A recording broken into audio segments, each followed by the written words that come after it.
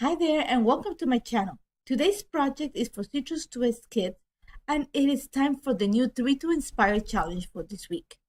This week's prompts are use a little bit of mixed media, use of the tags, and then document a picture of yourself. As you see right now, I am using the beautiful Sugarland kit and it's full of a lot of papers and ephemera packed from the Good Vibes collection from Scrapbook. Since there's a lot of color in the kit and I love it, I thought the one good way to bring attention to the color and play with them was to use a little bit of mixed media. But since I'm using a white background, I wanted to make sure that everything popped. So my thought was, why don't I use a little bit of black acrylic paint? And as you saw me, I just gave you an idea where I'm going to place the picture and where I'm going to put the title. Once I had an idea in my mind, I just used a little bit of heavy acrylic or acrylic paint and a really dry brush, and all I'm doing is just I didn't yeso the page. I'm just transferring some of the paint onto the cardstock. I just make sure that I had an idea of how big the picture was, and I just want the paint to show a little bit behind the picture. I don't want an overload. And as you can see, I'm not using a heavy hand on the paint.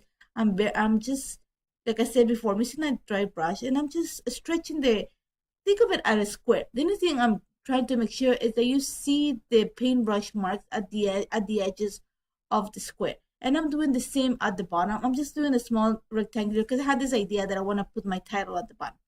Once I'm happy with that, I'm just using the leftover of the paint that's in the brush just to create some splatters. For that, I'm just watering down, and I'm using actually a smaller brush this time, and I'm just dropping ink onto the cardstock.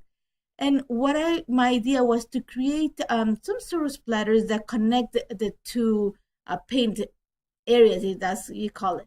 And you're gonna see that I am just splattering, but I'm making sure that there's a line of splatters that connect the bottom to the top of the page. And I'm just gonna leave it aside to dry. The key here for the paper not to buckle was to leave it aside to dry, and I just left it to dry on itself. While that's drying, I'm gonna play with what the idea that I had for this picture. And since this month's ephemera kit, like I mentioned before, comes from the Crepe Paper Good Vibes collection, there's a lot of color and there's a lot of pieces of ephemera. And there's this large tag, and that gave me the idea for this page. But before I actually started building the layers, I thought that the picture could benefit from some color behind it, since I'm using a black and white picture of my kids and I on a walk in a snowstorm. It's cold here in Canada, it's snowing, so we just decided to go for a walk, and I took a selfie of us. And actually this is on one of the last pictures of December. So I'm just playing around with setting up what is going to be the main cluster. And like you see, I am using the tags are big, they're colorful, but I think in this case it's just going to help me bring some color to the top corner of the page. And I just got a few pieces of paper from the main kit. I'm using only the main kit for this project, and I just cut them to be the size of the picture, and I'm layering in between the tags and a lot of pieces of ephemera. Once I'm happy with what I have, and one of the things I did is I propped the picture using some foam adhesive. I'm just gonna go ahead and glue it to the top of the page. I know where exactly, like I said, I had an idea, I know exactly what I have in my mind. Once I'm happy with that, I'm just going to keep adding some pieces of ephemera. The key here was to layer. I'm just layering, and that's one of the reasons why I use the foam adhesive between the picture and the layers. So that gives me the space to put pieces in between. And as you see, I'm trying to play with all the colors that came in the collection. And one of the things that I love about Citrus 2S Kids is the cut apart label page. And actually, I thought that would work great as a tab, just to create a small cluster at the top of the picture, just to balance a little bit the cluster, you can see. And I'm using some, I think it's the add-on stamp for this month. And I just added a sentiment that says loving this. And I'm going to put it, like I said, at the top corner of the picture. And then I'm going to add just a few stickers from the Carousel collection that is also included in the main kit. The phrase stickers that are exclusive in this month are gorgeous, are funny, and as always are so Citrus 2S Kids. And I thought it was great. They were great. The color matches, and it actually balances the yellow tag at the top of the picture.